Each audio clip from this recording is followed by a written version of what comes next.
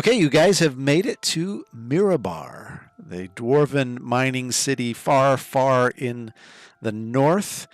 You have delivered Sir Calith to his location, and more importantly, the treaty between Waterdeep and Mirabar, and were celebrated and fated as a result.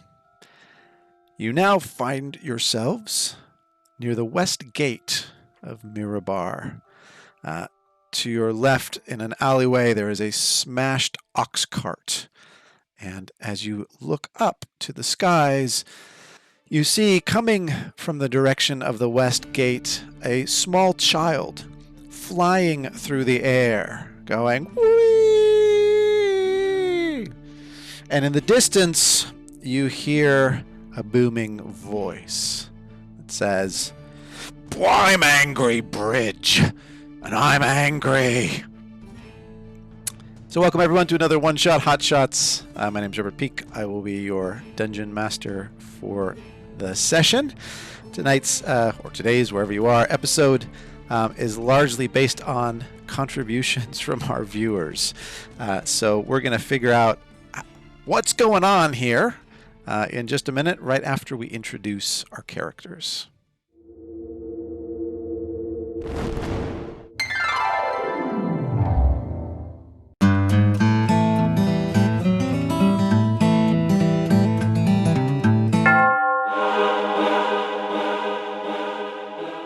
I say, is there anyone here? Yeah, I feel well done.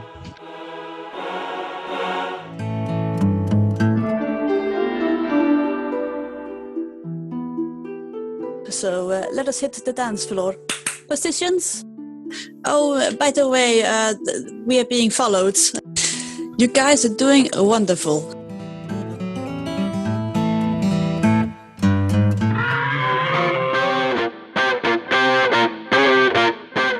Nobody bites my drinking buddy. I love killing creatures, but making them run in fear feels pretty good too.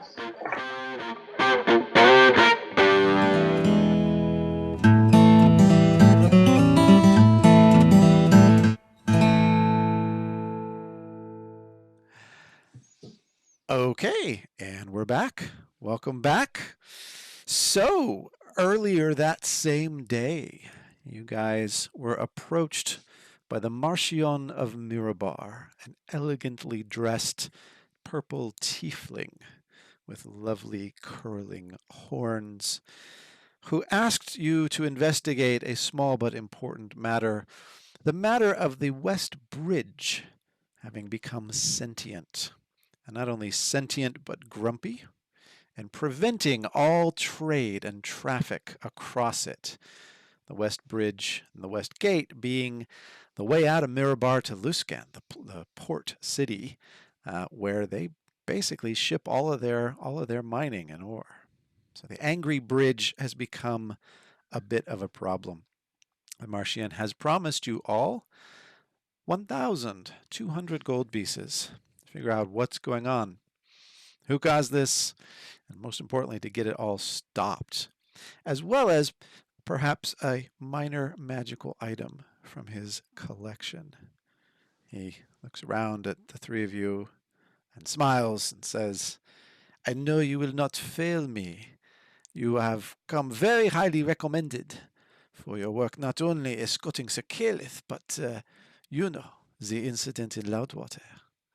Please, get to the bottom of this, and we will be very grateful on behalf of all of Mirabar." And with that, Cam, let's have Erky give me a dexterity savings throw as the small child comes hurling directly toward you. Hey, you got it. Let me pull my dice out. Better catch him. Yeah. I have a advantage on dexterity saving throws, which is great because my dexterity isn't so hot. Good for that kid. Yeah, you might want resurrection handy there, Marshall. Or I got something it. Like that. I You got got it. this I one. got The first one was a 2, so let's go ahead and try that again. Let's try that advantage again. We've got a total of 17. That's 17. Okay, that's good enough. And the child goes flying into your huge, burly, half-orc embrace. And he looks up at you with tousled hair, and he says, "That was amazing!" And as you set him down on the ground, he races directly back toward Angry Bridge. Well, adventurers, the Well, bridge is before you. Gideon, don't say it. Don't say this is something you don't see every day, because I feel that it's getting kind of redundant for us. I won't say anything. But I must say this is quite something new for us. I mean, this is yeah. I won't say. Yeah, on most days, I don't see anything like this. Yeah. Always the wordsmith. All right. Let us go see in what is tossing these children around. And as you take a few paces closer to the West Bridge, you hear, "No livestock! I said no livestock!" And Marshall, go ahead and give me a dexterity saving throw as a goat comes hurling towards you.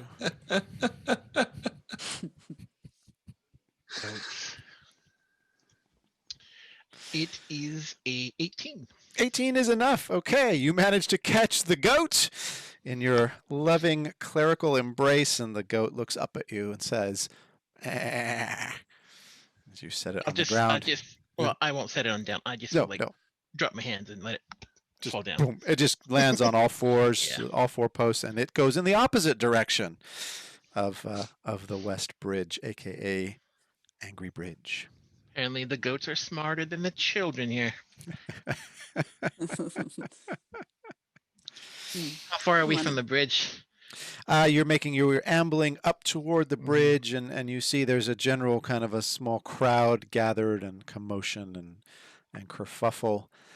You see one chap dressed in chainmail standing up on a platform and saying, "This is judgment upon all of us.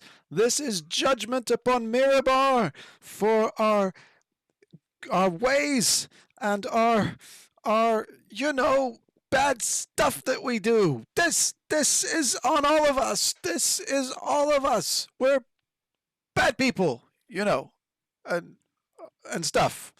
And then he gets down off of the soapbox, and someone else gets on and also gives a little speech about what this means and how to interpret it. Oh dear, what is this madness? I believe we should try to get to the bottom of it before anything else comes flying our way. I think there's just like a continuous white noise ambient sound of Erky chuckling as he leans against the side of the fencing and just watches. He is too smitten with this.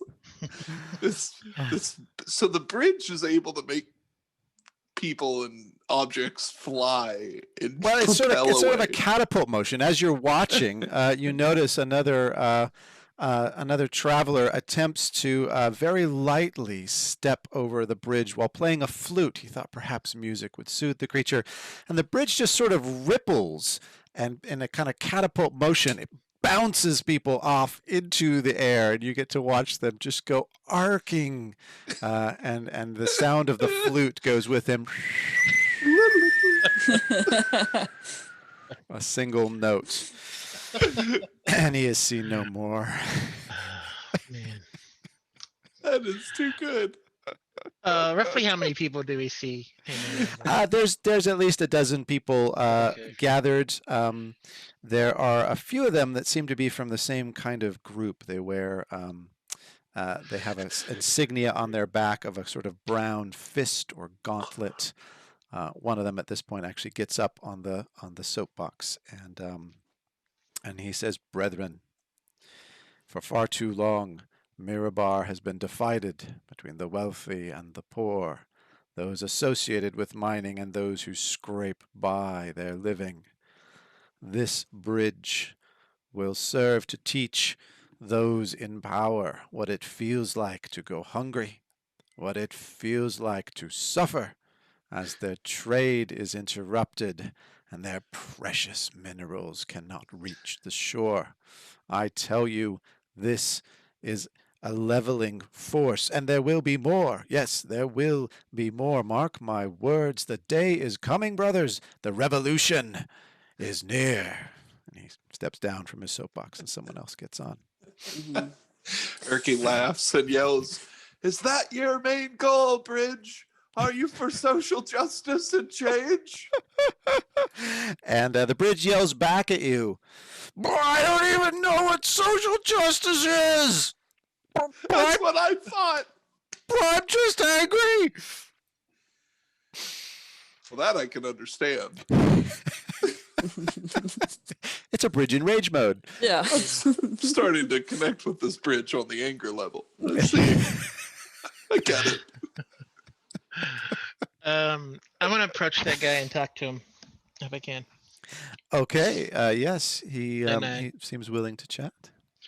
Good sir, my name is Marshall Vigor, and with me are my compatriots, Gideon and that chap enjoying a joke or two is Erky. I'm curious as to what's going on here. Is there some sort of magical bridge going this here? I heard your words about miners and commerce, and I'm just curious as to what's going on. I believe, sir, though I can't be certain, that this is but the beginning of something greater than all of us that will take place. The fires are lit. Oh, yes, sir. Oh, the fires are lit. Father, my name is Ribaldo from the Gauntlets of the Poor, and we believe that for far too long Mirabar has lived at two very different levels of society. And while some scrape by, sir, others go on living far beyond their needs, far beyond their needs. This is but the third, in fact, animated object to appear in Mirabar. Third in 3 days, sir, and we believe it shall continue, mark my words. There was also, of course, the well, and the day before that there was the broom. And we believe that these are symbolic and that they are portentous, that they signal that a new age is coming, an age in which all mankind will live as brothers and take only what they need from the land and from the mines below. I think at this point Gideon can't stay quiet anymore. He just sighs and he just, Father Marshall, I'm afraid there's no sense in talking to these people. I'm afraid I'm gonna have to agree with Erky on this one. I mean, these people are searching for some kind of higher meaning to this mystery, but I'm sure this is just some kind of joke, some kind of mage playing a prank. I'm sure we'll get to this soon enough and end this madness. It's definitely a pragmatic view, and I think that you probably are at least right in that we should look into it and see what's happening with this bridge directly. But I am curious as to the good sir's here words in regards to how he feels that Mirabar's inequity is responsible here. I'm saying, you sir, you said a broom and a well. Were the broom and well as ornery as this bridge? Every bit, sir. They were punching back at iniquity just as hard as this bridge has been, sir. The broom has been going around slapping the wealthy, and the well, it spits back its water at any who would drop a bucket down its hole. I tell you, sir, even the objects in this town are tired of their oppression. And at that, you hear Angry Bridge in the distance say, "Boy, I said nobody step on me anymore! I'm sick of being stepped on!" There you are, sir, from the bridge's own mouth. Curious, did not know bridges had mouths. Interesting. Or is the, if you may, sir, I apologize for all the questions. Just a unique situation that we find ourselves here. The well, is it still spitting at people? Oh, very much spitting in the face of oppression, sir. Interesting. Okay. I can't take any more of this. If you wish to waste your time, Father, go ahead. I'll take a closer look at the bridge. I'm coming with you. Okay, to the bridge you go, and the bridge is. I will make my. I'm like, well, Yes. thank you for your time, sir, and let me just You'll follow my join them. compatriots. Yeah. Very good. I tell you, sir, there is no need to look further. This is the firm hand of justice itself at work. No mage's work, but perhaps that of the gods. You would know of what I speak, eh? He I winks would at you. indeed. Right. Well, thank you for your time. And the three of you approach the threshold of the bridge. It is a lovely arched stone bridge over the river that flows down from the north and joins in a T with the Mirabar River that flows east to west. It's a lovely sort of crisp day in the far north. But even the odd leaf that blows onto the bridge's railings triggers angry bridge to say, "Enough! I said nobody on me! Nobody touch me!" And so every once in a while, this ridiculous outburst pierces the air.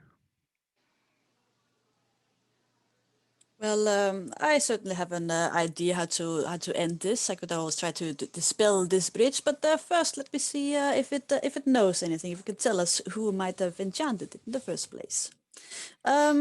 You there, angry bridge? Yeah, So, do you know what was the first thing you remember before you became Sentinel? I remember water and stones. And then suddenly it was night, and I was here. And I realized people have been stepping on me all this time. That must be a dreadful feeling, I'm sure. I mean, I nobody don't would like want to that. be conscious anymore. I don't need this. It's too much. I'm just a bridge. We shall see what we can do about that. But don't you remember a face? What was the first face you saw? A small guy, little guy. That's all I remember. Stumbling around. Was that my father? Your father? How so? Whoever woke me up from being a bridge. Do any of you have any questions before I try to end this madness? Well, you don't have a dad. You're a bridge. That's my first thought. Uh, I don't know about the broom, but it feels like if I were to animate objects at a town I was angry at, I'd animate the well and the bridge so people can't cross for goods or drink water. It seems like something more sinister than a prank is happening. You expect sabotage. But who would benefit Yeah. for such a thing? I don't Well, know. whatever has been occurring, it's been very obvious that it's taken its toll on this bridge. So, with that, and just like kind of let the joke hang there in the air for a little bit, and like Gideon, and then like kind of like give Gideon the like Gideon. Oh, yes, don't mind if I do. And Gideon cast Dispel Magic on the bridge on third level. Dispel magic. Let's see what we can do. For a spell of 4th level or higher, an ability check using spell casting ability, 10 plus the spell level. Okay, go ahead and give me I believe that would be charisma check. Yeah. Okay. Damn, I got these new dice. What did it say? Yeah, I believe as a bard, with Jack of all trades, I can add half my proficiency bonus. So I rolled an 8 plus 2 is 10. 10. And a 10 is unfortunately not enough for 10 plus the spell's level. So you go and what do we see? What is your flourish as you go to cast this thing? Just a simple enchantment and some Some kind of With hand manifestation of his waving. magic. Yes. Sort of floppy hand waving going on. And at the end of that, you hear, I'm not dead yet, but I am angry. Well, I guess if you don't know what, no one else has any bright ideas, I will try to ump my magic. Master Bridge, what would make you happy? Besides, not being alive anymore? Well, I didn't say I wanted to die. I just don't want people stepping on me. Carts, Mm-hmm. goats, But I'm sorry, but is that not kind of peasants. the meaning of a bridge? To be stepped on? Is that not the meaning of a bridge? The life of the bridge? Is that the meaning of your life? I am not the bridge. Master Bridge, if I may, it seems that you're having what I would call an existential crisis. And I do think that you're looking at it at the wrong perspective. I believe that what you're neglecting to see is how much you are helping people. You have 2 points that people cannot traverse by normal means, whether it's something very difficult terrain or water or whatnot. But you are creating a way for people and animals to cross that divide. You are bringing them together, Master Bridge. And I think you should think about that and you should focus on how much you are helping and how much good you are doing. And rather than taking for granted as far as like just being stepped on, realize that you are probably carrying them across. Isn't that a nicer way to think about it? It does seem like a nice way to think about it. Go ahead and give me a persuasion check. Ladies and gentlemen, Dungeons and Dragons, where you roll a persuasion check against a bridge. Just another Wednesday night over here. 16, 1-6. 16. All right. With a 16, the bridge says, "Come up here. Come closer. Come onto the top of me a little bit, and tell me what you mean." I will look over at Gideon and say, okay, I will come closer to you right now. And then I'll just kind of slowly go towards the bridge. This I got to see, but I'll stay All back right. here. Come up onto the arch, onto the middle of me.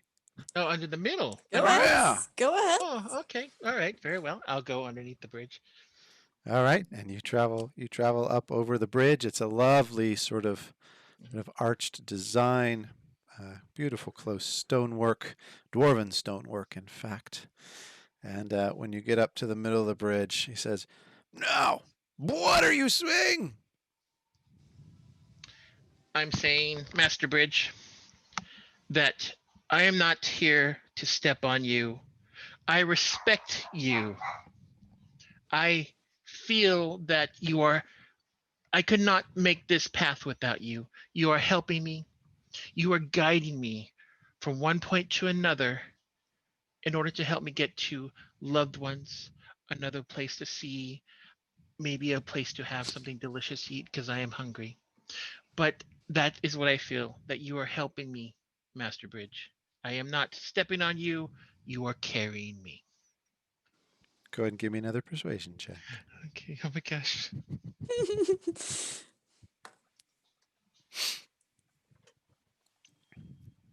Ooh, 19. 19. Helping you, huh? Helping you. Helping you by letting you walk on me. Come on over to the ledge. Go over to the ledge and look down into the water for me. I will move over to the ledge and look down on the water. What do you see down there when you look into the water? What do I see? I see water. I see flowing water. I see some rocks.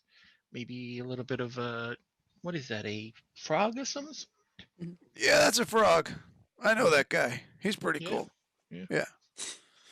Erky, 10 gold that will soon be joined by a flying cleric. What do you say? This has my full attention.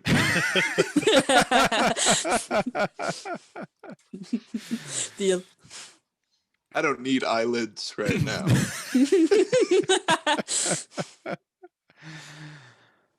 So His hands are almost clasped to his heart, like a small child at the ice cream store. this flavor will I get? Tender, boyish, gentle sort of hopeful. I'm digging for my super special dice. I'm glad I packed my dice. My super special, blessed by Osiris. Yes. These are the checks you want to make. Little kind of spooky dice. Right. So, tell me again why I should let other people travel across this beautiful river. They don't even say hi to the frog when they go by. They don't say hi to me, that's for sure. They don't ask permission. Tell me why again I should let them cross me. Master Bridge, you have posed excellent questions on this day. You have come up with ideas and thoughts that the greatest thinkers of all time have sat and had as well. So I must congratulate you first on that. But part of that questioning of your existence, part of that trying to define who you are, means that you should have a purpose. A purpose in that you should have a reason to exist, something that defines you as to who, or in this case, what you are. And that purpose for you is to help people, animals, things to go across you, because they could not do that without you. You are as important to them as this river, as the sun in the sky. That is how essential that you are. You are, for all intents and purpose, a bridge for all life in humanity. And give me another Mhm. persuasion check. Mhm. 6 plus 6, 22. 22. And at this point, you notice a bit of the moss on the side of the bridge sort of gently dripping. You hear Angry Bridge say,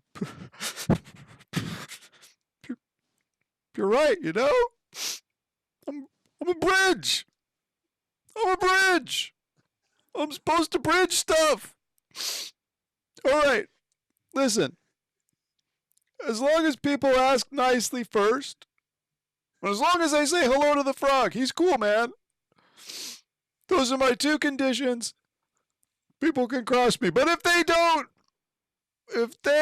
don't get my consent, then if they ignore the frog, they're going up in the air. But I'm the sun, man. I'm the river. I'm the bridge. I'm a rock. I'm made of rocks.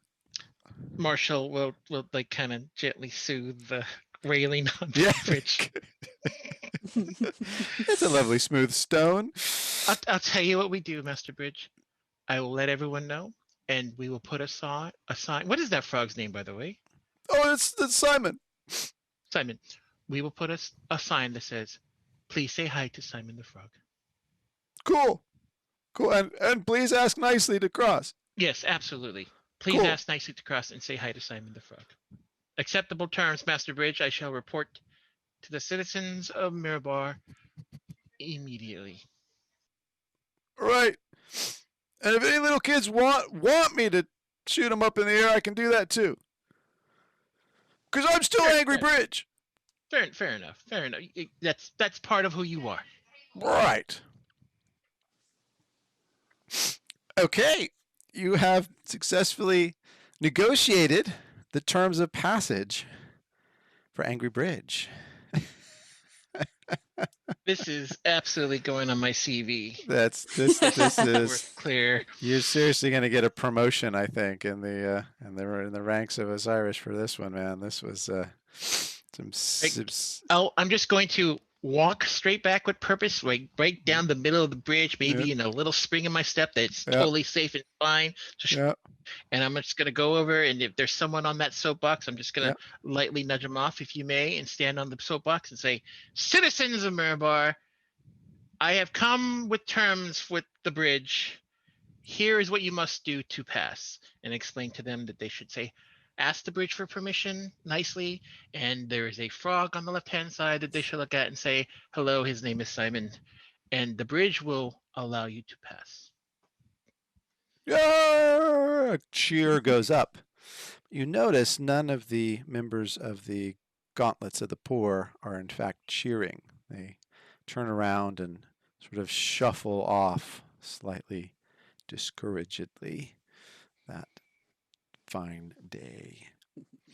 Right? Well, any other business you might have at the bridge, the two of you? Well, upon seeing good Father Marshal just return, just in a bridge stroll down the bridge without getting catapulted, Gideon just like hands Erky a small pouch with 10 gold. Well, I am speechless. I must say, this was quite impressive, Father. At least, and you also saved me a spell slot, so I guess I should be thankful. Yeah, very good. I honestly did not know how that was going to go, as they've never taught us bridge diplomacy at Temple. But I have a good ear to lend people and try to help them and soothe their anger and their calm, and I'm not one to say that a bridge has a soul, but it definitely did have some issues. Not only people, but objects as well, I see. Yes, Quite skillful. Well. Yeah. However, we do need to get to the bottom of this. I do agree with you. It's no matter of just a bridge being angry at its lot in life. There is something more here. Yeah, this bridge is still over troubled water, I'd say. So we should figure out the cause of all this. Hey, bridge! Yeah. Word of advice. They tried to make you a political situation. Don't let them. It's self-serving and sticky, those politics.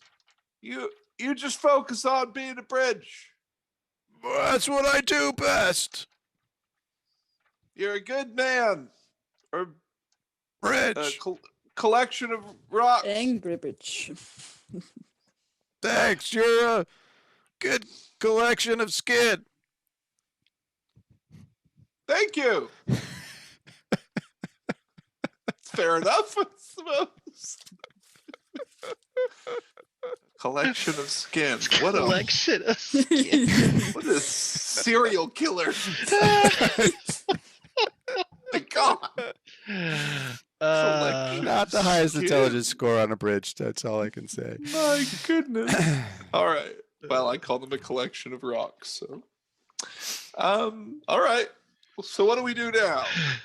Should we go fight the well or talk to it? Well, that was one option. Yeah, I don't think we need to discuss any more matters of life and death to any other utilities. But I do see that those gentlemen did not seem very happy about what I told them. Perhaps we should follow them. Well, yeah, sure. Let's do that. They do have an agenda. I hate agendas. Religious agenda, if I'm not wrong, but indeed, let us see. Let's follow them. Okay, so you guys are just gonna kind of wander around behind them, see kind of where they go, where they head to. They make their way into a tavern called the Shining Star. Sort of a mid-grade tavern, and they're seated. By the time you kind of look through the window, they're seated at a couple of tables. There's about half a dozen of them, and they seem to be kind of chatting. Is there any entertainment going on in this tavern? Not yet. Yeah, yeah, he can't help himself. So once Gideon enters, he's once again gonna do his grand entrance and say, "Good people of the Shining Star Tavern, answer me this question: Have you heard of the traveling troubadour called Gideon the Gilded?"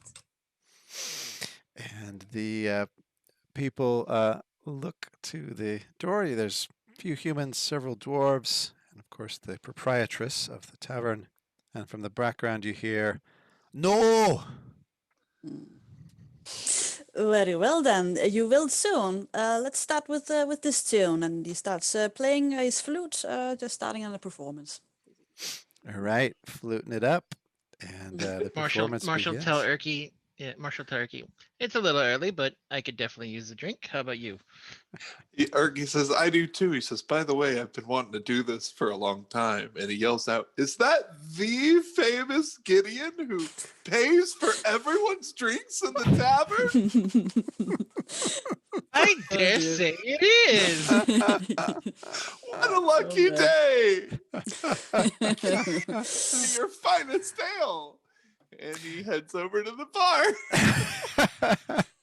Drinks on Gideon. chuckling to The himself. proprietress, a tall woman with red hair, looks over to you and says, "I'll start a tab." Gideon is playing his flute, so he can't really speak, he can't really end his performance, but he's sending you a look. What? Right, and several other people rush the bar along with Erky, Join in. and What they start ordering drinks on Gideon. Yeah. They start calling you Gideon the Wealthy. Gideon the Wealthy's tab. What a great guy. This is my kind of bard. Well, that's one way to charm people. 10 gold pieces and then a whole lot more. All right, and the drinks start flowing. Marshall, what are you guys up to? I'd like to take a look at these guys. Just see what I glean off them. I mean, I would assume if they're fighting for the poor, they better not look too wealthy themselves. Am I noticing any fancy jewelry or rings, or are they genuinely poor? Yeah, give me an insight check as you kind of try and scope them out. Marshall, what are you up to? I'm waiting in line for my turn since there's a long line now to get a drink. Yeah. And I don't know. I guess I'm kind of reflecting on my previous conversation. Lovely. I wouldn't worry about it. I got a solid 6 there. Solid 6. They're guys. They're wearing clothing. They all have 2 eyes and a nose, and yeah, and they've got that gauntlet, that brown gauntlet symbol on their back. Actually, what I will do if I get to my turn, I will ask the barkeep about those guys. Hang on. You're the one that negotiated with the bridge, are you not? Yeah, I believe so. This very morning, good sir. News travels fast. Your drinks are on the house, sir. Oh, I thought they already were, but hey, double on the house is fantastic. No, they were going to be on that guy. She points at Gideon playing the flute. Yes, ma'am. Good question. These chaps right here with the gauntlet symbol on them, what do you know about them? Oh, they're decent guys. They are a bit idealistic. They don't like, and I can't say I blame them, the fact that the Council of the Sparkling Stones and everyone who's in their pockets gets the lion's share of the wealth of the mining operations. And, well, as you can see, she points across the street at a beggar sitting in a awning on the street, shaking a tin cup. Not all of us necessarily get that same benefit. I see. And how do they comport themselves around town? Are they living their life a little, or are they or how are they helping? Do you feel these people that are not doing so well? Well, they're decent guys. They do what they can to try and, support the poor and raise some funds, but if you ask me, I think they've also got a bit of a more militaristic side, if you know what I mean. Like I don't know, they keep talking about a revolution, and I just like things quiet. You know, I want to help people out, but I got business to do. Oh yeah, sir, yeah. And she's taking drinks orders in between conversations with you. Gideon, your performance, are you perchance attempting to charm anyone here, or just playing for the gold, or Well, lack of absolutely. gold? Well, we'll see at the end of the day. Yeah, indeed, Gideon is performing, and he's going to try to indeed try to charm a number of people in the tavern, so he might get a better chance at getting some information out of them later. But while he's performing, he's also going to make use of his very well reversed skill set. Back at the Fey courts in the Feywild, where he was a bit of a cold spy. So he's just he's a very observant guy. He can read lips. So while he's performing, he's just checking out people. Certainly these gauntlet people. Just see if he can get some bit of information of the conversation or anything like that. Okay, great. Yeah, okay. Go ahead and give me an insight check while you're doing that, Erky. What are you up to besides examining the humans and determining that they are human? Man, that's a lot to take in alone. He's pretty occupied with who's human and how many features humans have on their face. Yeah. It's also new. I think it's just a pretty empty head up there.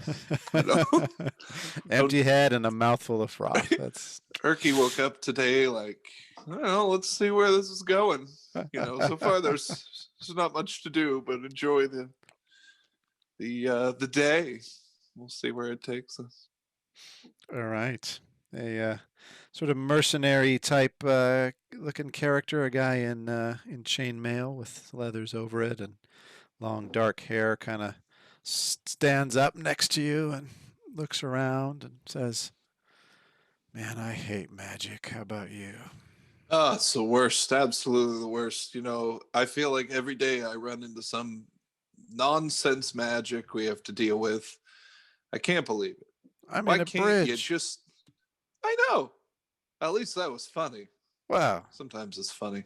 Yeah, sometimes it's funny, but it's never, it's never useful. It gets in the way of fighting. Yeah. Trolls are reading magic now. I tell you. What? I tell you. Trolls. Yeah. The whole world's magic mad. It's ridiculous. I know. Just, pick up your bootlaces once in a while and get some old-fashioned work done. Yeah, not with mage hand either. What is that? I got two hands. I don't need a third hand to tie my shoes. Yeah, they're sneaky. Ridiculous. Nonsense. Yeah. Who do you think did the bridge, huh?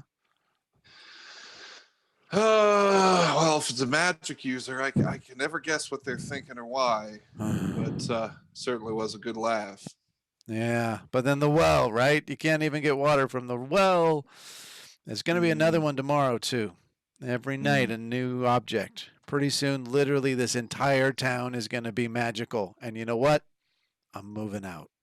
I'm getting out of here if that's the case. I mean, it'll be funny for a while, but, I don't want my my beer mug to start talking to me here. That's not the relationship I'm looking for. I got nothing to say to this beer mug. I'm with you, brother. And you guys clink glasses. Ivor, by the way, great to meet you. Hi, I'm Murky. You want to see how fast we can drink? One step ahead of you. And he just starts chugging down the reasonably good ale of Mirabar. Marsha, what you up to?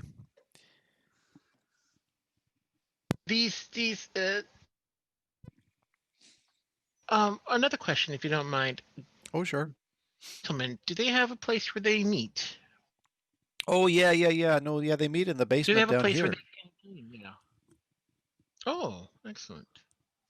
So, their base of operations? Oh, I wouldn't go that far. They're kind of a loose group, but yeah, they do hold meetings every once in a while. I think they're meeting tomorrow evening down in the basement. They play cards, some kind of weird game where you collect cards. I don't know. I was never into that kind of stuff. Interesting.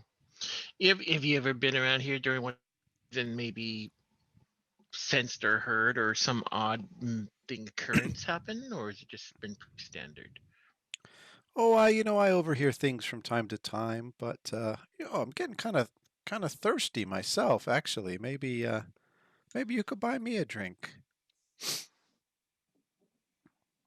Well, I feel that my good friend up there is covering the tabs of the drink. That's what that guy over there said.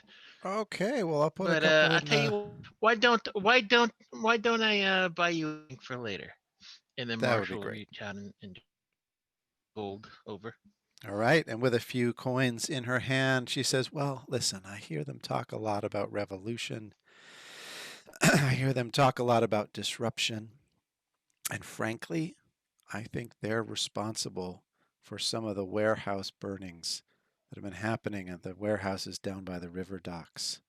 I think they're all a bunch of arsonists and trying to cause trouble and disruption wherever they can. But you didn't hear that from me, okay?" Understood. And then Marshall just kind of saunter away, general direction of where Erky's sitting. All right, and you and Erky and Ivor are now hanging out. And Gideon, you're getting raucous applause for your performances. You're not entirely sure if they like your performance or the fact that they've all been promised free beer from you. But you definitely are an extremely popular person in this tavern. People are coming up and waving their mugs in your faces and slapping you on the back and saying, "Thank you. Thanks so much. Love it. You're a great, great performer." Yeah, Gideon is just enjoying the moment basically, enjoying the attention that he's getting. Um, and he is indeed casting a spell with this performance. So he's gonna try. He's using enthralling performance if he can perform for a minute. Try to affect 5 creatures. Wisdom save against his charm. Great. So he's gonna try to hit some of those gauntlet guys. That's the innkeeper. Okay. Yeah. 4 5 gauntlets in gauntlets. the innkeep. Yeah. And for Okay. inside check, I got 26. 26 is very good. Yeah. Okay. Let's go ahead and have you do some take some whiz saves. So DC 17. Yeah. Okay. And wow. Everybody roll bad tonight. You got them. You got 4 gauntlets. And you've got the innkeeper charmed. My good people, I believe it is time for an intermission. Please enjoy your drinks, and he's gonna go to sit with the knights with the gauntlet. The Knights of gauntlets of the the gauntlet. poor. Yeah. Very good. All right. So, good people, did you enjoy the show? We did. We did enjoy your show, sir, very much indeed. This is Ribaldo, the guy who was on the soapbox. Though I fear you are not of the same views as us, sir. You had very little time for our pronouncements at the bridge. What is your business here, indeed? Well, I did not mean to interrupt you. It's as simple as that. I believe that you're fighting the good cause, and I must say, I myself, I regard myself as a free spirit, as a free man. And is it not true that that should be the natural state of any human being, that we are all free? And yeah, this. I mean, I look around the city and I see a lot of diversity among the people, and these different hierarchies trying to separate the people. It's all an invention of the aristocracy. Am I not right?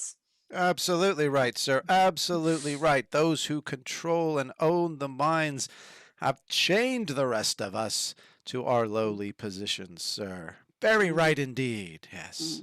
Mhm. I thought you might be of our mindset. Mhm. Indeed. You speak the truth, my good sir. Actually, don't you think that perhaps some of these people could use some help, to use some guidance to see this fact?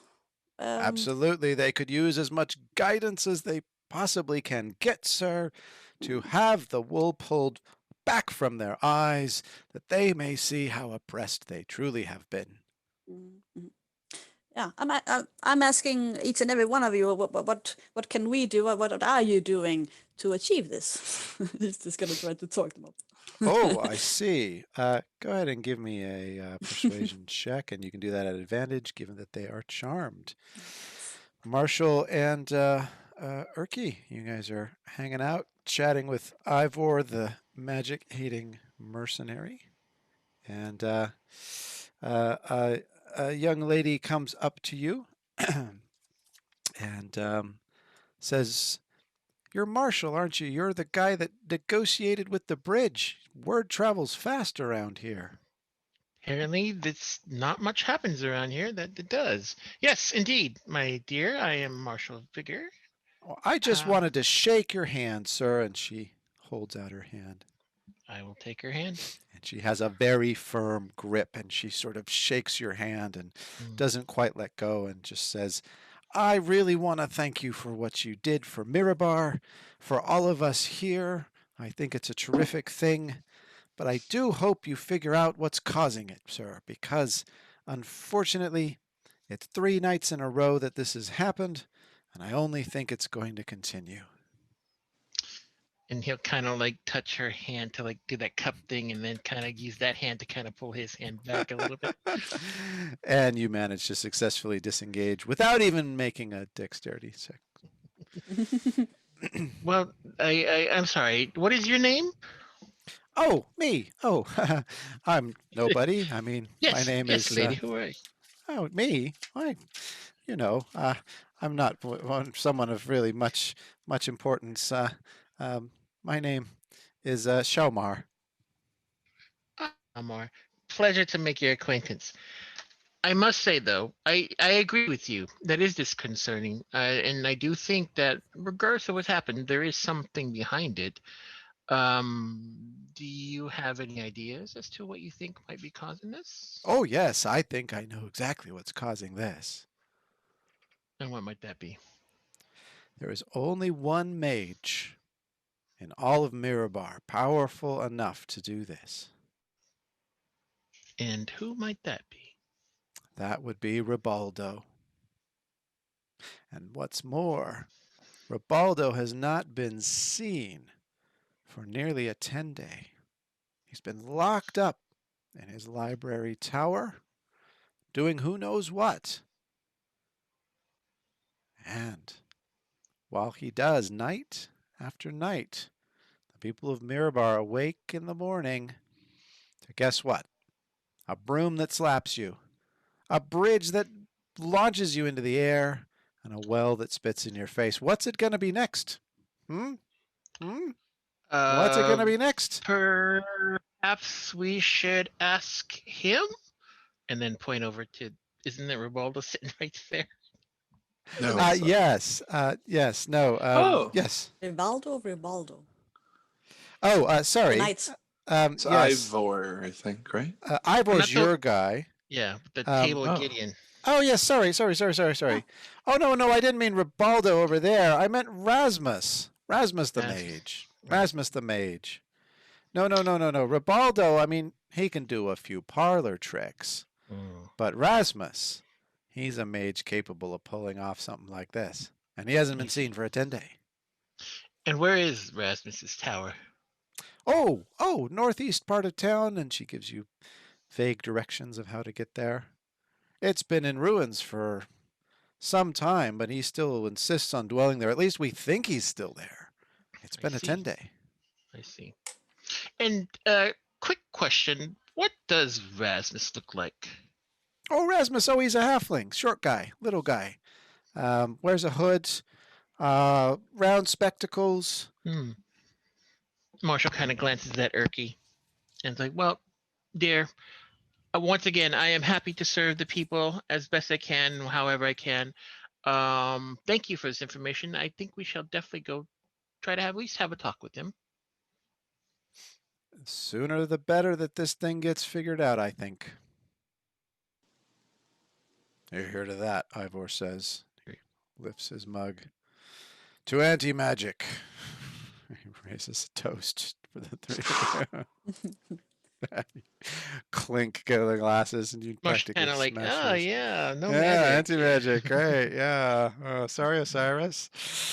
Yes, indeed. All right, Gideon, you're with the gauntlets. You have them in your sway. How did your persuasion Yeah, advantage go again? persuasion 21.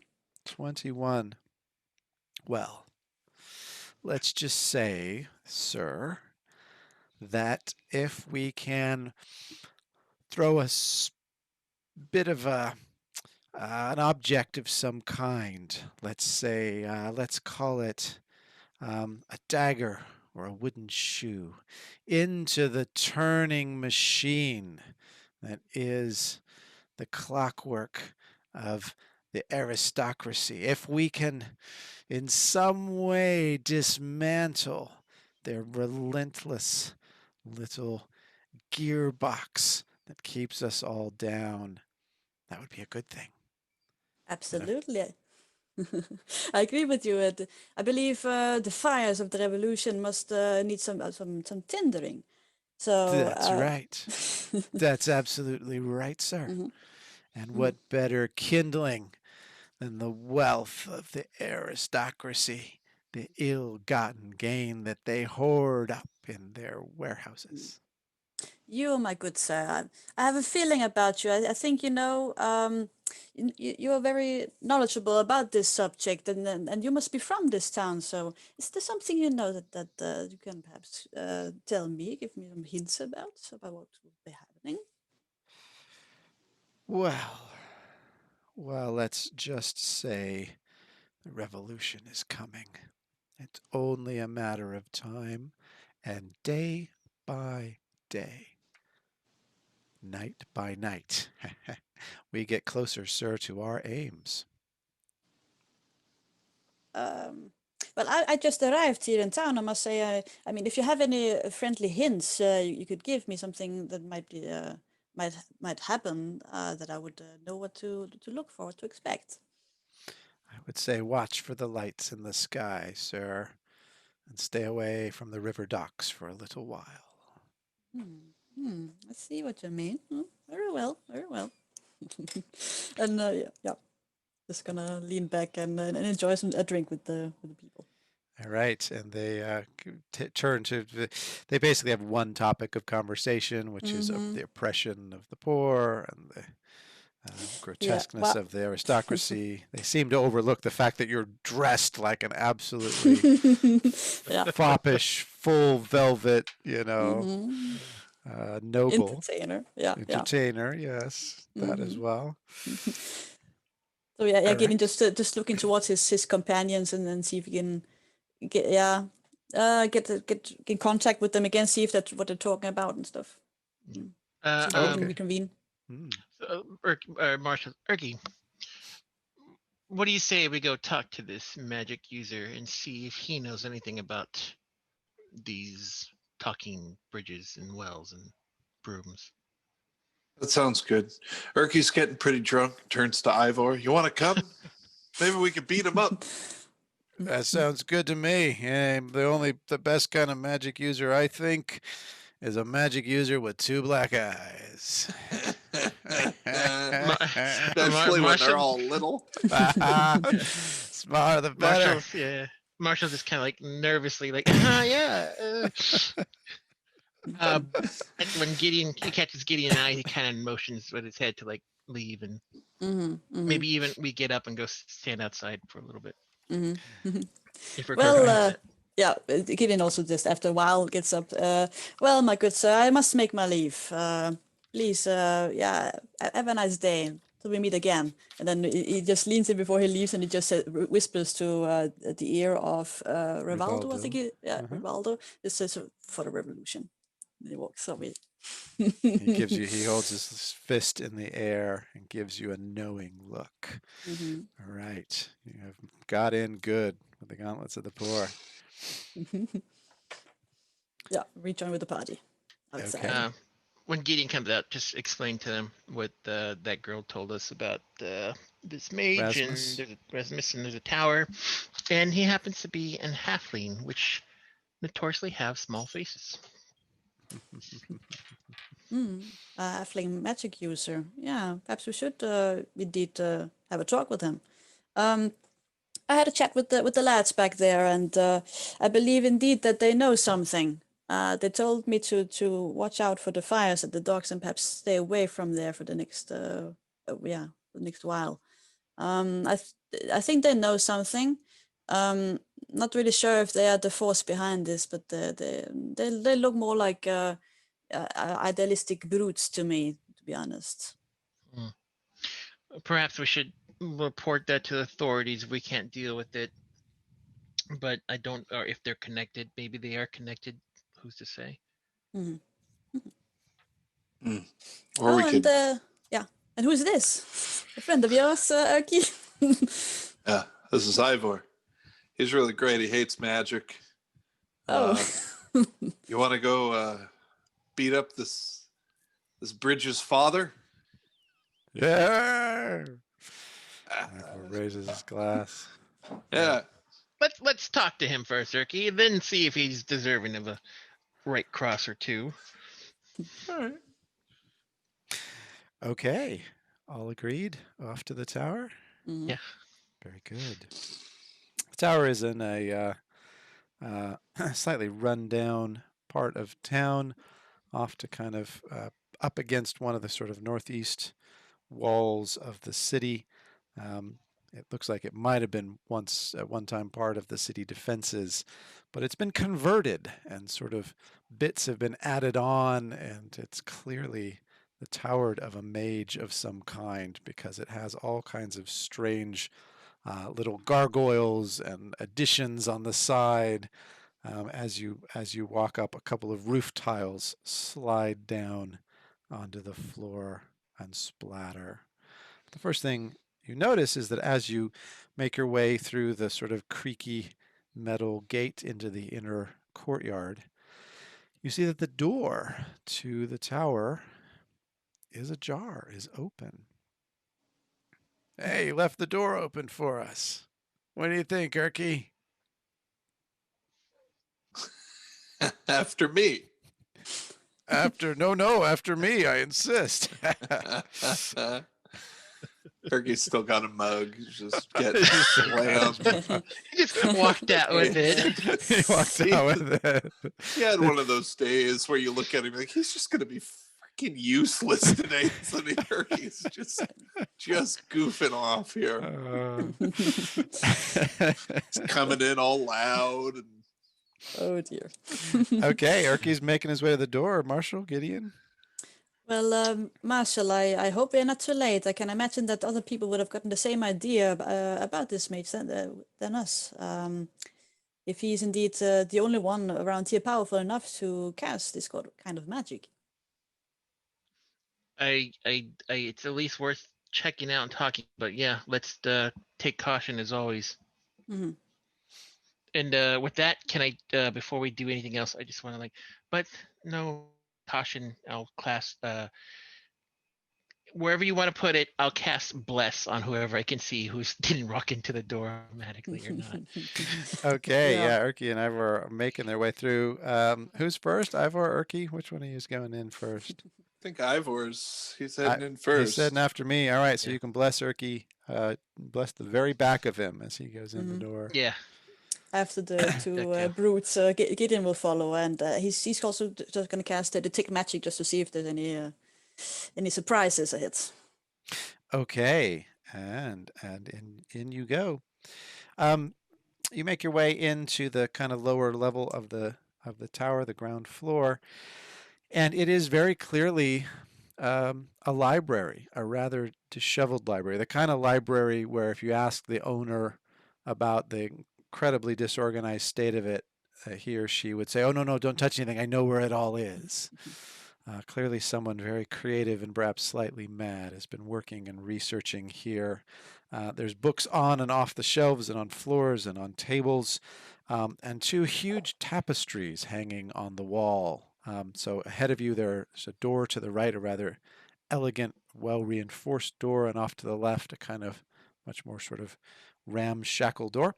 And on the right, there's a tapestry depicting what looks like a battle between elves and orcs, and on the left, a tapestry depicting a battle, what looks like between dwarves and dark elves.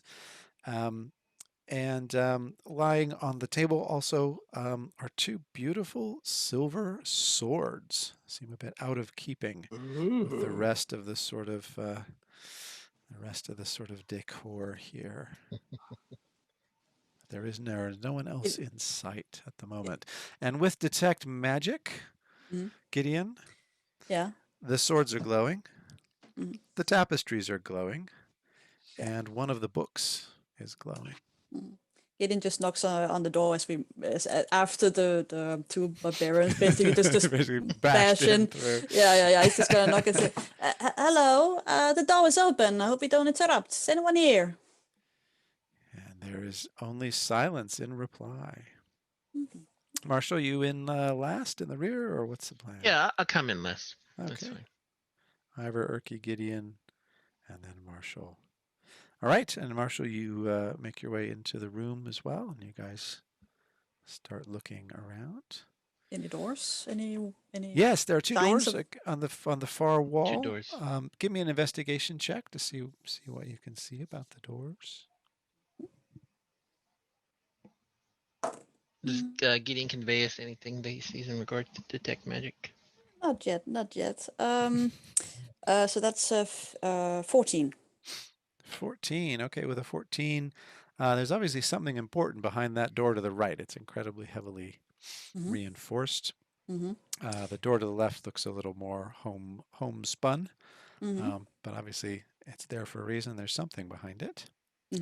Yeah, And, this is the house of a mage. Please don't touch anything. We're guests here. That's what he says. Excellent. Wow. I'll bet you that is pure adamantine, that sword. You seen anything like that, Erky?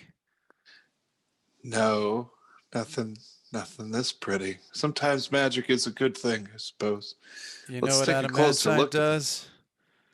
It cuts right through magic users like butter. Sounds good. So Erky's gonna go pick the sword up and start waving it around. try to give it a flash. Don't. As you grab the handle of the sword, everyone can roll for initiative. Of Like course. after Gideon had said that, Marshall would close the door and then saw Erky do that. And he just closed the door behind him and just face bombs. Yeah. I got a 14. All right, 14 for Erky. I got a 16. 16 for Gideon. I got a 6. A whopping 6 for Marshall. Okay. And as you take hold of the sword tries to attack you. The sword itself, once inanimate, comes after you. And that's going to be a 13, which I believe is not enough. So why don't you rattle off your ACs for me just real quick? You got an AC 15, is it, Erky? Yeah. And Gideon is at 13? 14. 14, Marshall 17. 17, yep. All right, great. And we got the sword and the... Great. Okay, but the second sword lying there on the table also flies up into the air and begins hovering and takes a swipe at you. Unfortunately, with a 9, it does not manage to injure you in any way, or fortunately for you. But the two swords are now in combat with all of you. Gideon, you're up. Yeah.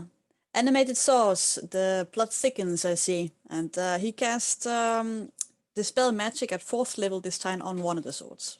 All right, 4th level dispel magic on the sword. So that's What is your spell save DC? 17. 17. And this is S- the sword that Urki picked up, or the other one? the other one. The other one. And the other one falls back down to the table with a clatter and lays on the table motionlessly. Yeah. Okay. I I told you not to touch anything. Why must you always touch everything? Anything else? That's my turn. That's my turn. All right, Urki, you are up. This sword in your hand is attacking you. Urki's already holding it, so I think he's gonna try to push it to the ground and step on it, stand on the damn thing. Okay, all right. So go ahead and Might as well. He'll go ahead go and into give rage. me. That looks like a grapple. So go ahead and give Yeah. me a strength check Now, let me against see the with. sword's dex. Okay, so I'll go into rage, so I have advantage on strength checks. Great. +9 to strength. This seems like I'm optimistic. First one's the 19. 19. That's what I 19 got. is good enough. All right. You manage to grapple the sword. So you have the sword and it cannot move. If you get another, you can do that. If you do that again, you can try to incapacitate the sword Okay. entirely. But you've got it firmly. You can move it around. It can no longer move. Right. You can move it around. But it can still attack you and vice versa. Just normally. Okay. All right. Great. Oh, I'm in rage. Sorry. Yeah. So cheers Yeah. to rage. Oh, very good rage. That was a good year for rage. Marshall, you're up. Yeah. Okay. I mean, talking bridge, why not? Flying swords. Well, I do see that Urki has that, and I am keeping my bless on Urki. I don't know if I want to attack the other sword. I guess what I'll do is I'll just kind of move around positions if I can, kind of flank the sword, if just in case, just to get the other way, so that like I'm opposite of the entrance to where the other doors are. And Okay. I don't I don't know what else to do. I can't. I don't want to attack the sword he's holding. I'm just kind of preparing for it. Can I look around? Can I look at the heavy door and see if, or you know what I'll do? I'll look at the tapestry, the one by the heavy door, if I can. Okay. And as you have a look at the tapestry, the one on the right wall by the heavy door, which is an elf and orc battle, one of the elves looks at you from the tapestry, turns its head, and starts yelling, "Intruder! Intruder! We got an intruder here! Intruder, everyone!" I wanna. If I'm close to it, can I kind of try to put my hands on it? Yeah. You can kind of try and shut it up. So go ahead and give me a let's do that like a grapple too. Give me either a strength or a dexterity check to see if you can get this thing to stop shouting intruder. All right, I'm gonna make it dex. 16. 16. Okay, and the creature. You do manage to quiet it down with your action. I don't want to cause an alarm, but these things are talking now as well. And that's my turn. Okay. And at this point, the tapestry attempts to wrap itself around you. So it's going to attempt to sort of smother you with its attack. With a 13, though, you manage to kind of evade it, and you're still vaguely holding a hand on the mouth as it attempts to engulf you. The second tapestry on the far wall flies off the wall, flies toward Gideon, and attempts also to wrap itself around you, but with a nat 1, you easily duck under, and the tapestry goes spinning and curling through the air. At this point, Ivor cries out, "Ah! Magic! Magic! I hate magic! And he runs out the door, screaming like a little girl. Okay, the swords are up next. One of them is unconscious, but the other one, grappled by Urki, attempts to attack him. But that's only an 8 to hit, and so Urki pretty deftly manages to keep it from landing a blow. Gideon, you're up. Mm. You're being chased by a tapestry. I am. Yeah.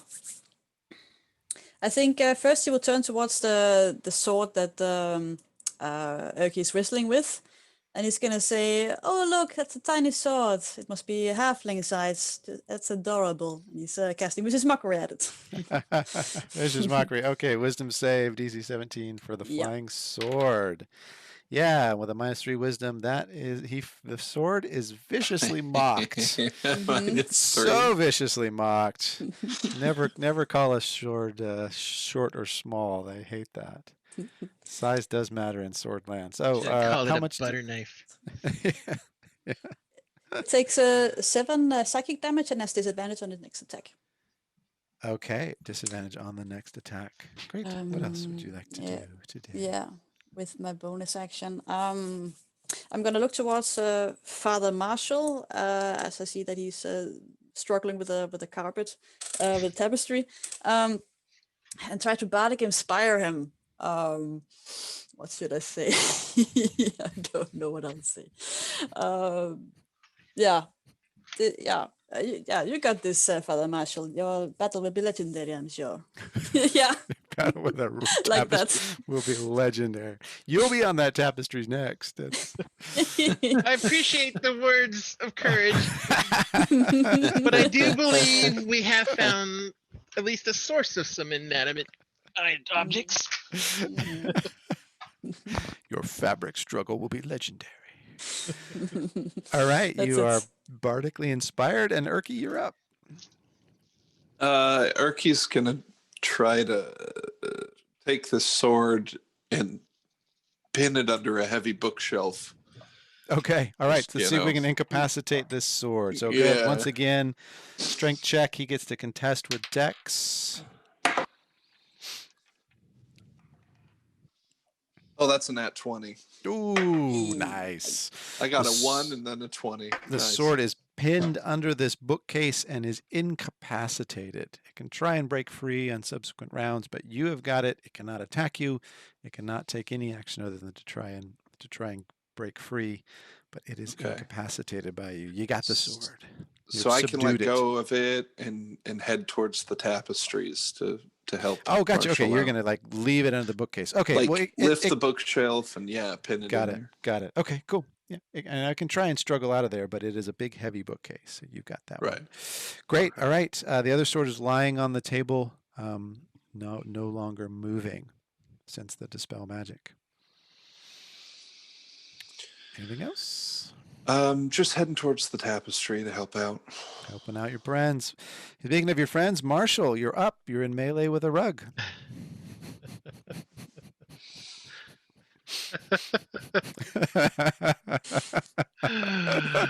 Okay.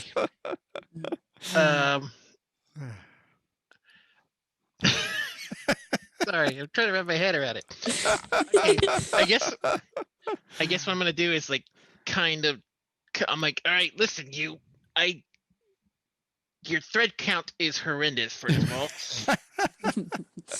And I don't know who designed this, but everything looks like it's just made with watercolor.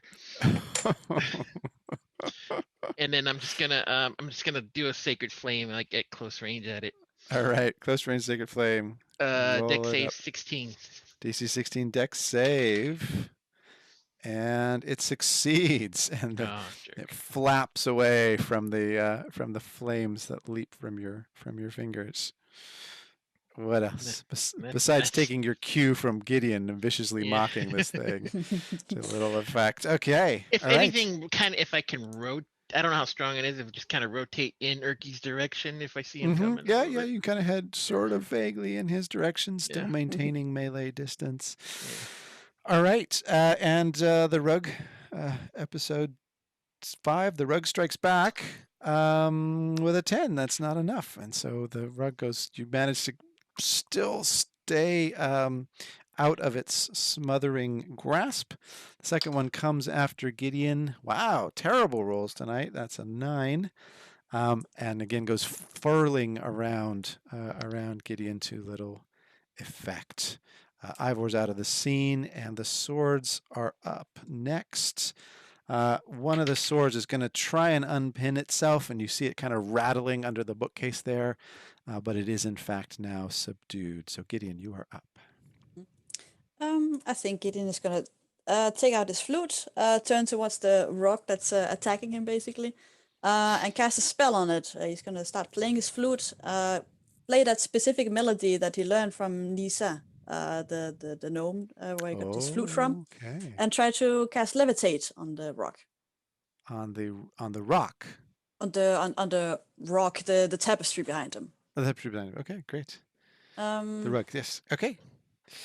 Let's see if we can levitate this thing. What do you got? unwilling creatures has to do a Constitution saving throw. I can Constitution levitate saving. objects, but I'm not really sure if it's an object anymore. It is as a construct now, technically, having been Yeah. brought to life. Okay, Constitution save, DC 17. No chance. You now can force this thing up into the air against its will. And although it is a flying creature, you can just force it up basically onto the ceiling if you choose to, and catch it in the air. Yeah. Let's see. Now levitate. So for that round, it will definitely be incapacitated. It lasts 10 minutes, and I'm not concentrating. Or it's not concentration. Can move only by pushing or pulling against a fixed object or surface within reach. So that's even if it can fly. So as long as you keep it sort of levitating. Oh, it is concentration. Yeah, I am in the room, keeping. You can sort of force it to not be able to move itself around. Okay, this is the one that was attacking you, and it is now suspended in the air against its will. Urki, you are up. I still have a bonus action. Sorry, you have a bonus. Of course you do. You're a bard. Yeah. Never. Always wait for the bard to end their own turn because all kinds of stuff. Yeah, They'll let you know when it's time to clap. They'll let you know. I'll let you know when it's when it turns up. I'll let you know when it's over. Yes.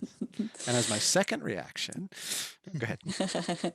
So after casting that spell, Gideon swirls around again, once towards Urki this time, and he says, "Urki, darling, you might fail, die even, but at least it won't be boring. You feel inspired to fight this sword." Right on. And what is that these days? A D8, a D10? A D10. D10. So both of you still are inspired. Yeah. Right. Wow. Nice. And that's my turn. Thank you very much. Urki, you are now up.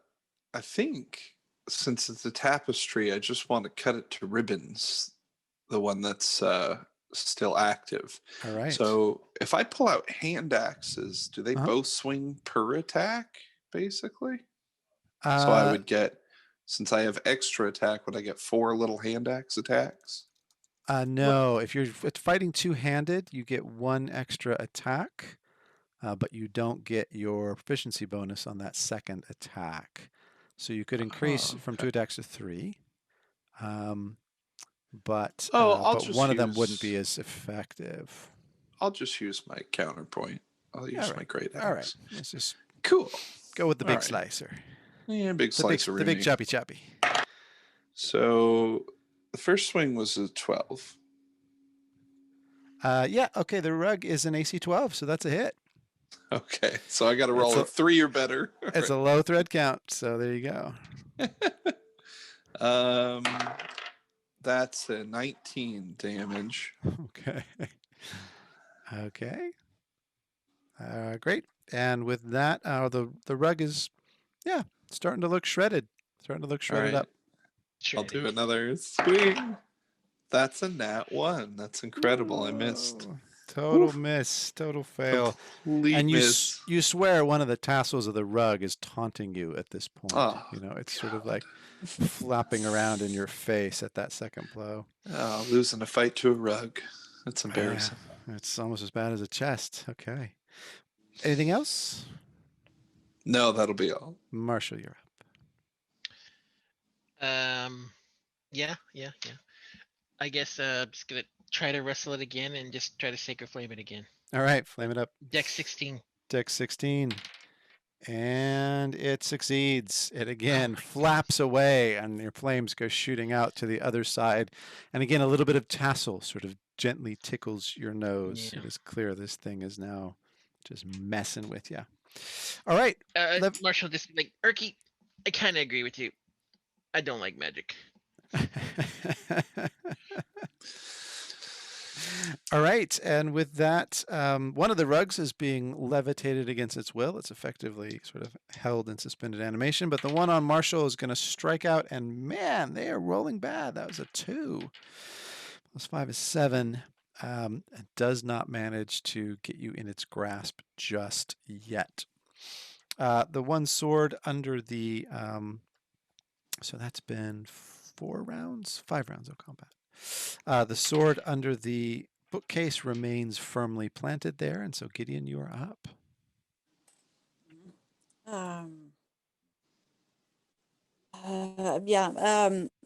So the sword is incapacitated. It's not no longer fighting back, or is still struggling, I believe. He's still attempting to get out from under that bookcase, but so far has not been successful. So it's just one rock, and one that's suspended. One rogue. Yeah, sure. I think he's. I don't really know if I need to mark it because he's been rolling so poorly, that poor tapestry. But yeah, he's just gonna throw Mrs. Mockery at it and say, "A wet cat is tougher than you." Wet cat is tougher than you. Okay, wisdom save. 17. Yeah, that would be a 4 minus 4 is 0. So that really hurt that rug. That rug really did not like being compared to a wet cat. If it has feelings. Once it got peed on by a cat, it really hates cats. The rug is really feeling that one. So what do we got for damage on that? 5 psychic. 5 psychic damage and disadvantage on its next attack. Not that it has been at all successful with any attack. Erky. Oh, sorry. No, Gideon. What else did you got for us today? Well, I don't have anyone else to inspire, so I think I'm good. I'm just looking around. I don't have detect magic anymore because I'm concentrating on levitate. Right. But he's turning his attention towards the rest of the tower, like if you can hear anyone moving behind the door or anything like that. Great. Okay. Yeah. Give me a perception check. Yes. Dirty 20. Dirty 20. Okay, excellent. Yeah, definitely behind the kind of rickety older door. The right one? The one to the left, not the one to the right that's well reinforced and more elegant. The rickety one to the left. You hear the faint sound of snoring. Okay. Erky, you are up. There's something snoring behind that door, the left one. Cool. Erky tightens his grip on counterpoint and says, "Let's cut a rug." And then he swings. And he just drills it. He just drills it for 17 damage. That's enough. How do you want to shred this rug? What do you want to do? He just clean slices through the middle. Yeah, tries to make it look cool, but it's a rug. It's a rug. Just a chop job here. You're fighting a rug, pal. You're just fighting a rug. How suave does it get when you're fighting a rug? And the thing just blows apart into a billion tiny threads. Rug down. Cool. Let us try not to destroy any more furniture while we're here. Okay. In our defense, Gideon, it started it. Erky looks at you two and says, "Don't touch anything." Wise. Words of wisdom. Marshall, you're up for the moment. All right. Well, I'm happy to get that rug off me, that tapestry off me a little bit. Just a little tassel you gotta blow off like a feather. Yeah. Okay. Should we deal with these other things, or go see who's sleeping in the next room? I'm keeping this rock busy for at least 9 more minutes, so let us make this quick. Just leave it there. I would prefer not to destroy any more of someone else's property. Agreed. Can I want to try to see if I can help, like maybe make sure add more security to the sword not coming out if I can. Okay. Like All there's right. something to get put on top of it, else something else like a ottoman or something. I don't know. Yeah, great. Yeah, no, there's an ottoman. There's some extra bookshelf. You just get this sword completely Yeah. bolted to the floor.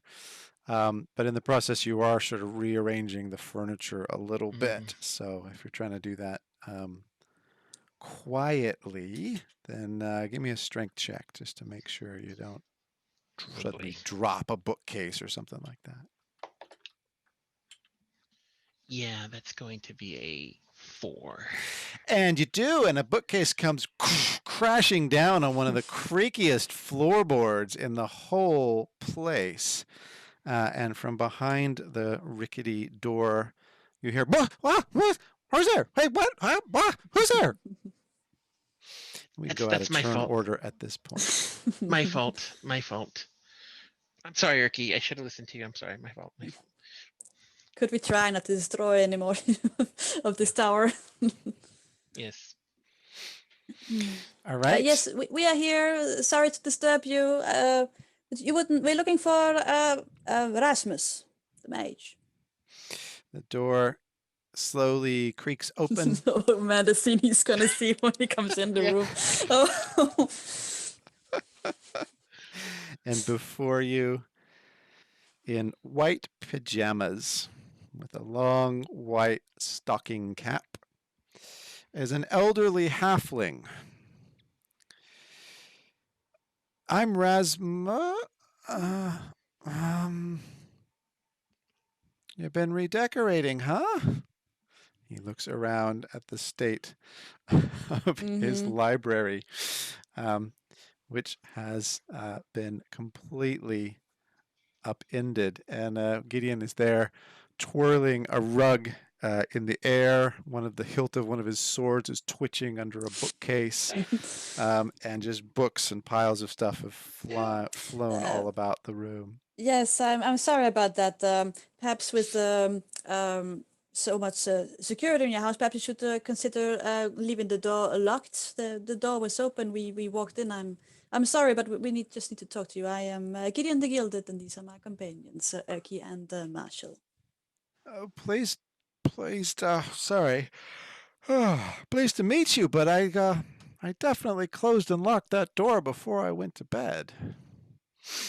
But Are we you encountered it open and unlocked. thieves or rogues or brigands? Because I don't have We are no much of such thing. value.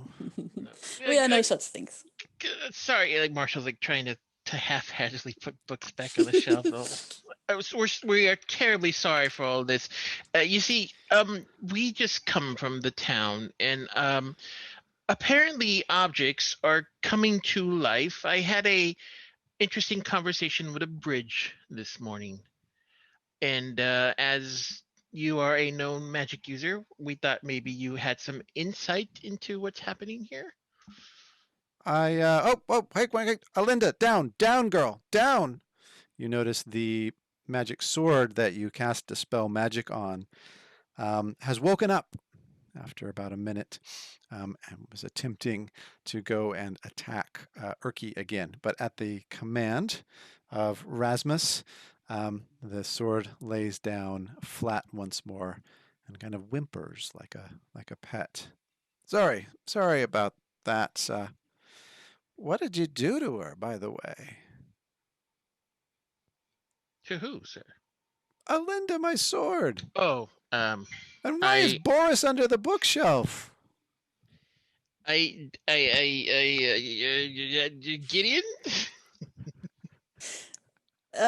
Yeah, I'm sorry, this is not my work, but yeah, we entered this building and these things attacked us. So perhaps you could take care of your rock as well. Points towards the levitating rock. Yeah. Cindy, back on the wall. Gonna And drop the with concentration. that, with that, if you release concentration, Cindy goes flying back. Where's Lulu? Have you called all your inanimate objects by names? Oh yeah, absolutely. And you're sure you're not thieves, right? We are no such thing. No, no, indeed. Can I ask? Yeah, we merely just come here to investigate objects suddenly starting speaking and moving. You haven't been casting that spell on anything else recently? Nope. And he waves his hand, and you notice that the incredibly thick, reinforced door off to the right clicks and has clearly been unlocked and creaks ever so slightly ajar. You're sure you're not thieves, huh? Oh, good sir, not at all. I am a standing member in the Order of Osiris. Thievery is way beyond anything I would even remotely consider to do. No, we're trying. We come from a place of trying to help. We're trying to figure out what's going on. In fact, you seem a little. Were you? Oh, sorry. Were you just sleeping, or are you feeling okay? I've been working really late, son. Yeah. I haven't been sleeping well at all, to be honest. I wake up and it feels like I've just been wandering around all night.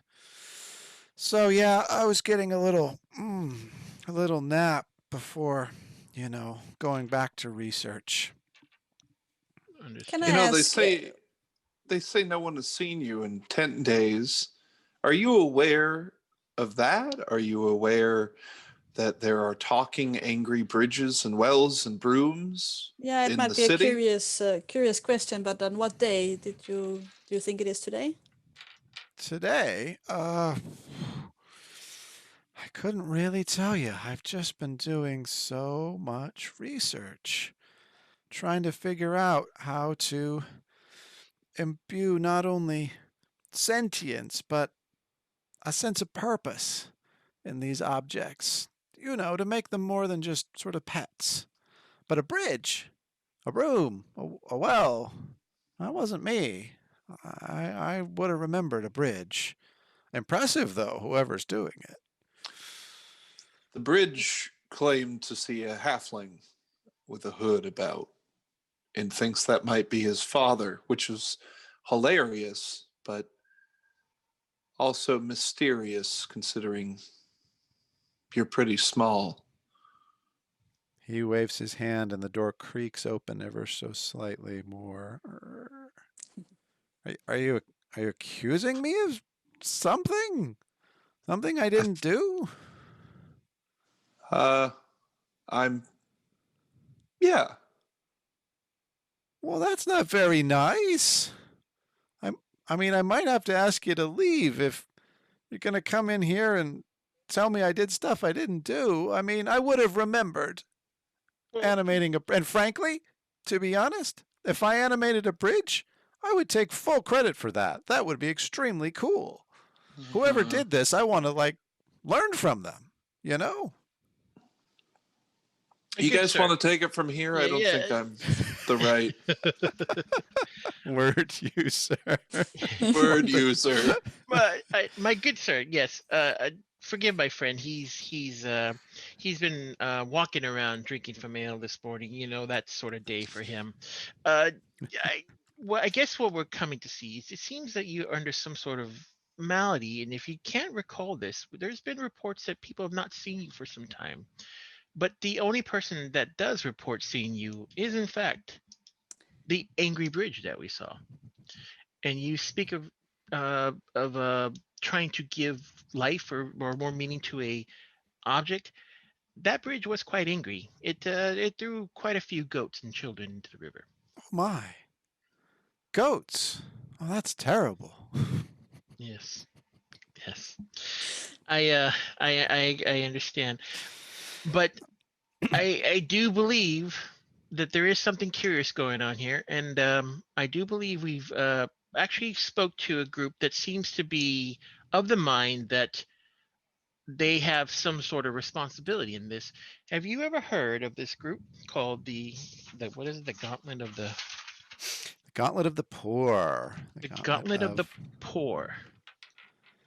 Gauntlet of the Poor.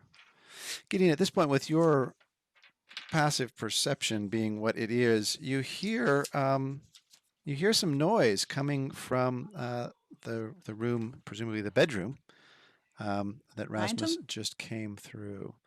Some kind of rustling around. Rasmus doesn't seem to hear it, but there's clearly something back there. The other two of you don't actually hear it, only Gideon. No, doesn't ring a bell.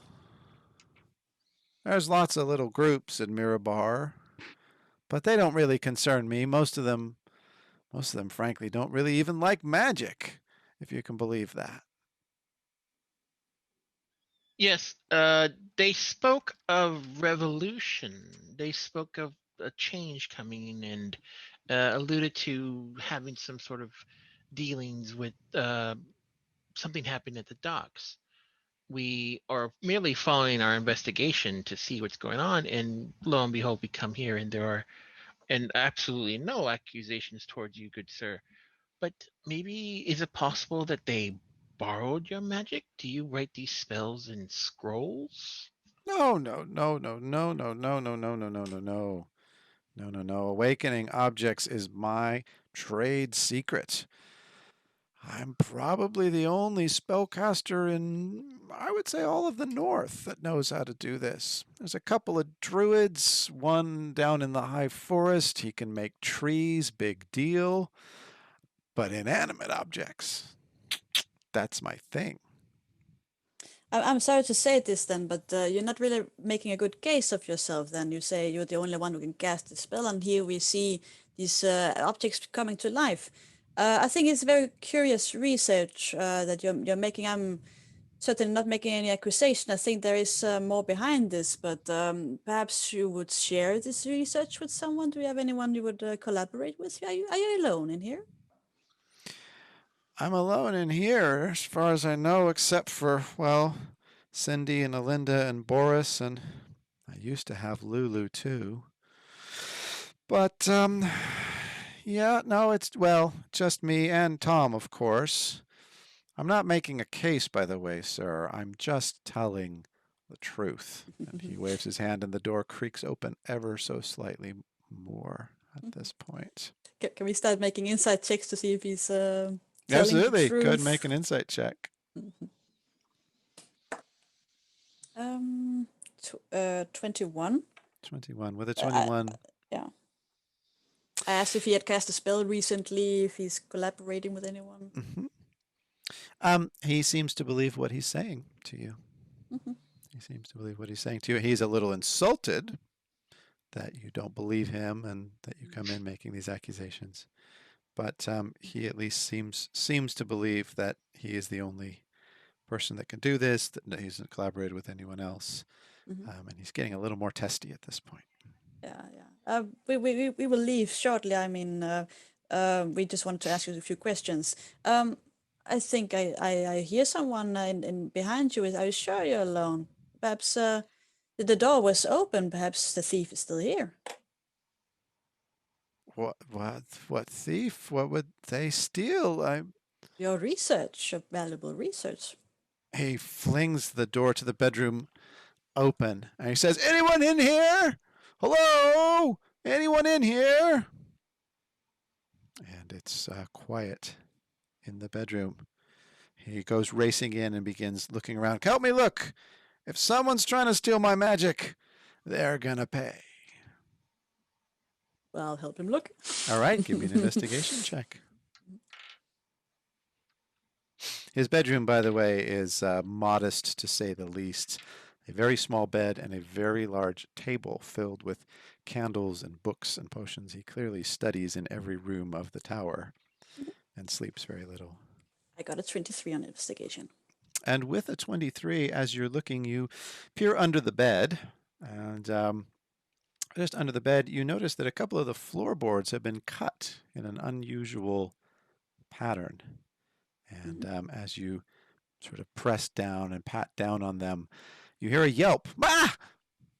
There's a person in a little hidey hole under the floorboards.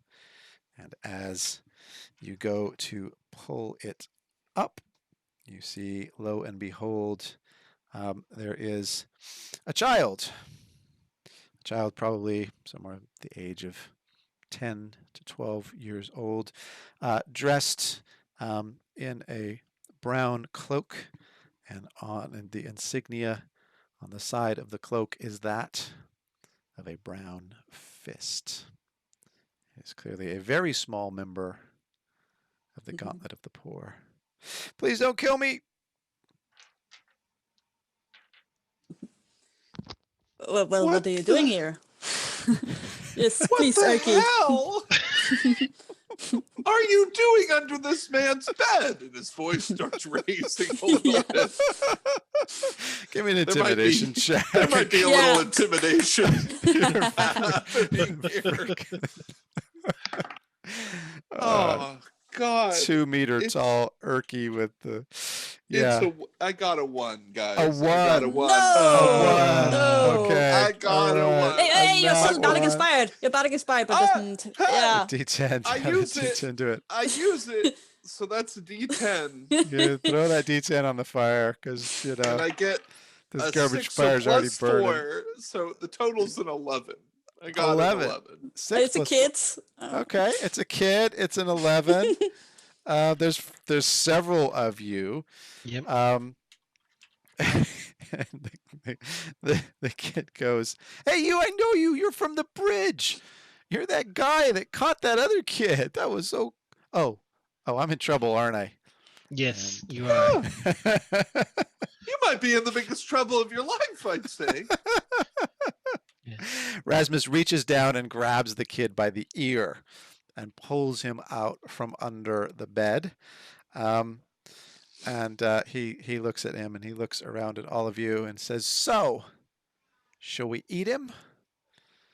And that's his version of an intimidation Yeah. check. And at that point, you see the trousers of the small child gently becoming stained with water. And it is clear the little boy has been terrified by the halfling, not so much by the half orc. All right. Okay. I learned this spell. It's called suggestion. And when you're asleep, you're much more susceptible to it. And I don't know if you know it, but you're a sleepwalker. So we've been telling you to go and awaken different objects in the town, hoping it would create chaos, hoping it would help to start the fires of the revolution faster. But now you're going to kill me. You're going to kill me, aren't you? You're all going to kill me. Child, while eating is still on the table, I don't necessarily think we're going to kill you just yet. However, who specifically sent you here to do this? Yeah, we're gonna kill them. Please don't kill Ribaldo. He's my uncle. Uncle Ribaldo. Very good. Dead Uncle Ribaldo. And how long have you been doing this to this good sir here? 3 nights in a row, and every 3 night nights. he's done it. And what were you to suggest to him tonight? Oh, tonight it was going to be the portcullis in the south gate. Well, I believe we found the source of the magic, good sir. It appears that you had nothing to do with this, yet you did have something to do with this. Do you know what this means? Rasmus says, and he looks around at all of you, What's that? throws up his hands. I animated an entire freaking bridge!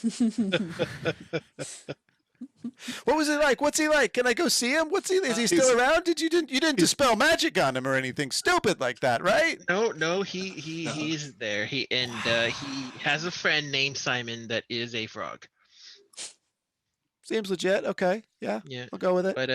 But he was a very I think he just is trying to find, like you suggested, a purpose in his life, and maybe you can talk to him, and I think he would appreciate that.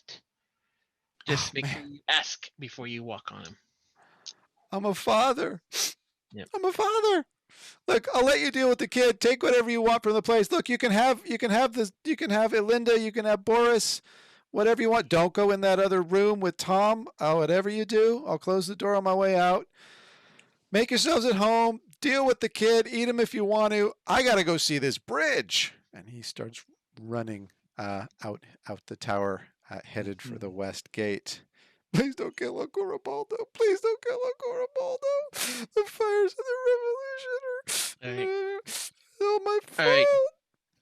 Well, that depends. And Marshall grab him like by the scruff. Yep. You're going to go tell your story to the magistrate, and we're going to sort this all out. And maybe, just maybe, if you're honest, your Uncle Ribaldo will survive. Okay, I promise I'll tell the truth and the whole truth and all of that stuff. Yeah. Oh, man. Speaking of suggestion, I suggest you get some ice for that sting in your ass, and Ergie bends him over and Just smacks. just sends one on there. Spanks him. Well, I guess a spank is better than a decapitation or beating someone to death with their own shoe or various other fates. Ergie and parenting aren't really. I wouldn't really. I wouldn't want him as a babysitter really either. I don't know. I would want to check some references before I went. Ergie's like straight company. up like, wow, I'm so merciful. That was such great parenting on my part. It's just assertive giving discipline, away. Really. Assertive discipline. Yeah. Erky, I did believe that man did say that we could maybe partake of these swords a little if you're interested. Oh, I was taking them anyway. Yeah, okay. Just making sure. I was just merely stating what he had said so that we are all clear, consciences are clear so that we know that why we're doing it. Yeah. Absolutely, and I believe I'm due for a bit of reading for on the way, and Gideon goes to take that one magical book that he saw on. Yeah. Excellent. All right. I have no desire to take the tapestry. I mean, if you could convert into like a flying rock or something, that would be great. Flying carpet. So are these very good thread? Are they two short swords? They're long swords. They're made of adamantine, and they are animated. But per Rasmus's subsequent conversation with them, they will do your bidding. They will do your will. So they're made of adamantine, the hardest substance known in all of Faerun, which makes them particularly good at cracking open things like, I don't know, chests or rocks or any of that kind of stuff. Wow. So we will go into the full details shortly, but let's see. Adamantine is good stuff. Yeah. Wow. I'll start. Okay, great. So we each have an adamantine sword. Yeah. So I guess maybe we could just walk the kid to the magistrate and explain the story away to the guy we talked to in the beginning. Yes, the Marchionne of Mirabar is very grateful to you for solving this mystery. You will receive 1,200 gold pieces to split between the three of you. Wow. And having obtained magic items from Rasmus himself, he gives each of you a healing potion as well. So you've each got a healing potion. Just before we leave town, Marshall will take his share and actually just go and kind of find people that might need it and just kind of donate his share to them. Awesome. And there are indeed many hungry mouths in Mirabar, and you are celebrated among the poor and the downtrodden of Mirabar. They will remember your name for some time to come, and if you ever need some help from the common folk, they shall remember the priest of Osiris in this town. Okay. Awesome. All right. I'll let you know the deets of the book and a little more about adamantine smithery. Good old dwarven adamantine. But I think we'll call it there for tonight. Yeah. I just, so thank you to everyone who sent in suggestions. There were a lot of good ones and a lot of different bits and pieces I incorporated about not being able to exit the town and different things. But the thing that stood out obviously was someone just wrote on the survey in all caps, "Angry Bridge." And I've just been thinking about that for days. I just went, yeah, that is a whole episode. That is just a That whole was episode. like We're that just was going like with it. a fun Harry Potter esque Yeah. sort Yeah. of little mini adventure. Yeah. So, sometimes it's Arthurian legend, sometimes it's Adventure Time, sometimes it's Tom and Yeah. Jerry, sometimes it's Harry Yeah. Potter. Like D&D could be any of these. So Beautiful. that was good Love fun. it. That was really good fun. So those Yeah. of you tuning in, we do this. We tend to release these once a Friday, and we are taking suggestions. So spontaneousdm.com/ideas, spontaneousdm as in dungeonmaster.com/ideas. We want to hear your thoughts and ideas. There's also a link there to our Discord channel where we hang out and chat between sessions. And the video should already be up by the time you see this of the prep session where I went through all these different suggestions and tried to synthesize it into what turned out to be a pretty seriously wacky adventure, I think. I can't wait to watch that prep session. Okay, so we're just gonna say this, and we're just gonna do that. So I drank a lot of blue Kool-Aid before that session, and then just went with it. Yes, yeah, good times. All right, join us next week for more fun. Thanks for tuning in. From me, from all of us. See you later.